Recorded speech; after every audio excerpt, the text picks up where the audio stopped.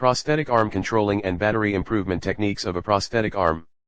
Abstract. According to the statistics of the National Limb Loss Center, there are approximately 7 billion people in the United States who have lost their limbs. One of the major challenges is the battery and charging of the prosthetic arm.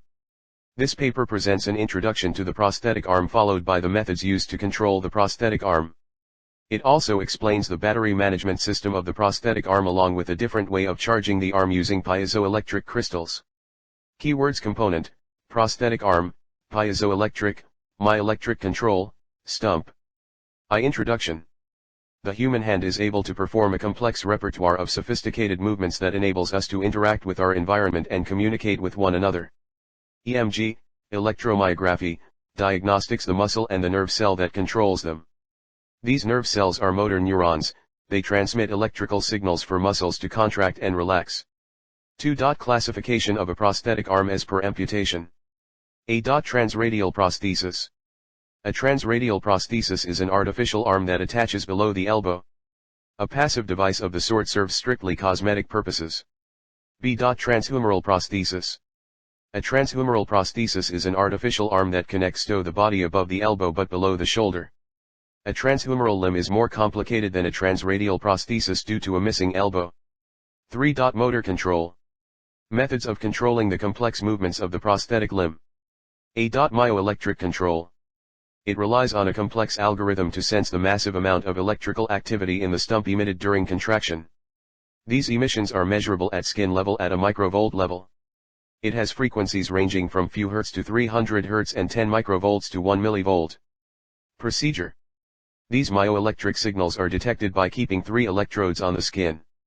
2 electrodes develop the voltage difference and the third one is the neutral area, and its output is used to cancel the sound produced by the other 2.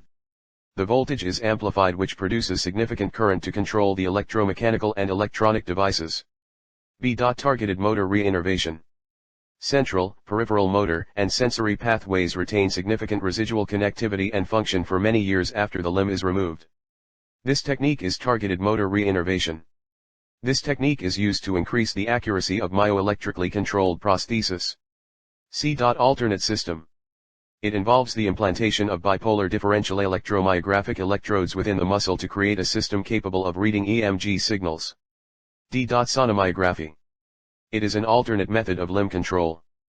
It uses ultrasound to measure the change in size of the contracting muscles in the stump. 4. Sensation.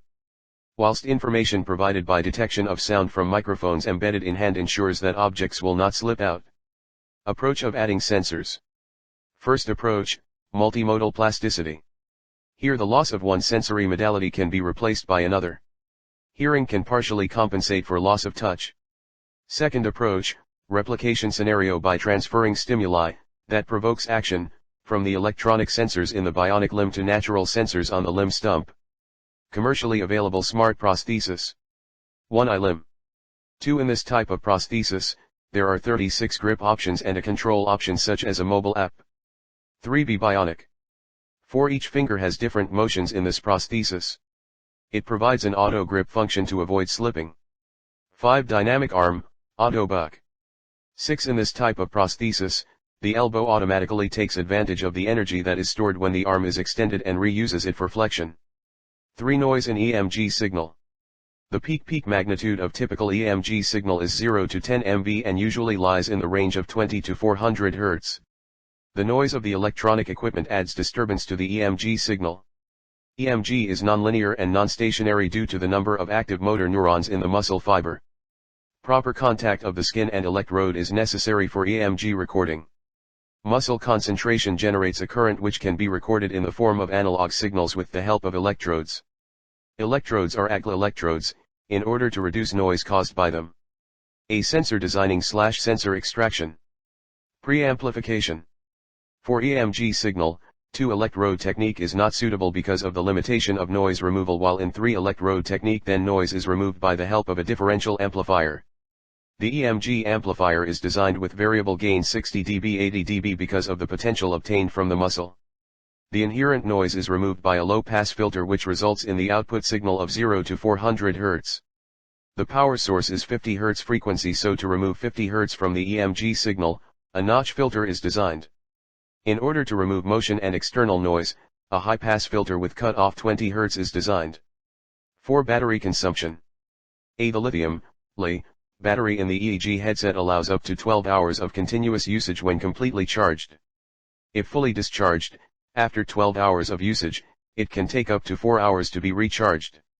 However, the charging process takes between 30 minutes to 2 hours when not fully discharged. As a result, it is advised to recharge it before 12 hours of use. Usage on an ongoing basis, the headset does not function when it is charging, for safety purposes. B. Electromechanical system. The electromechanical system is made up of 8 servo motors with rated powers of 0.5 and 3.5 watts that are located on various areas of the prosthetic arm, wrist, elbow, shoulder, and fingers. To give 3 degrees of freedom, 3 servo motors with a rated power of 3.5 watts are mounted on the wrist, elbow, and shoulder regions. In addition, the 5 fingers are controlled by 5 servo motors with a rated power of 0.5 watts each. As a result, the total power consumed by the servo motors is 13 watts. To power all of the servo motors incorporated in the arm, a 5V battery with an output current of 2.6 ampere is required. The wireless communication device runs with a 50 mAh supply at 3.3 V and a power consumption of 0.165 watts to operate. A network of smart sensors, including temperature, skin pressure, and ultrasonic proximity sensors, as well as accelerometers, potentiometers, strain gauges, and gyroscopes, is also employed. The total current consumed by these sensors is 100 mAh. The low-power single-board computers, computing and processing unit, power consumption is 0.1 watts, which corresponds to a current of 30 mAh. To power all of the above-mentioned units, the system requires a power source with an output current of at least 2.8 A and an output voltage of at least 5 V. 2 10,000 mAh lithium-ion batteries with output currents of 2 A each are chosen. They contain a charging circuit, by USB cable, and a 5V DC boost converter. As these batteries have an 80% efficiency loss on both ends, it is not suggested to run the arm while the battery is charging. The arm will be operational for 7 continuous hours with these 2 batteries, understanding that the typical hand movement per person throughout a day is similar to 1 to 3 hours of continuous movement depending on the daily activities performed. Finally, the entire system may be active for 2 whole days. V. Charging of prosthetic arm. For charging of prosthetic arm, the piezoelectric generator can be used to produce energy by walking.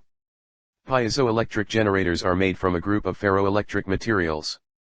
Piezoelectric generators are commonly made of crystals PbTiO3, PbZrO3, PZT.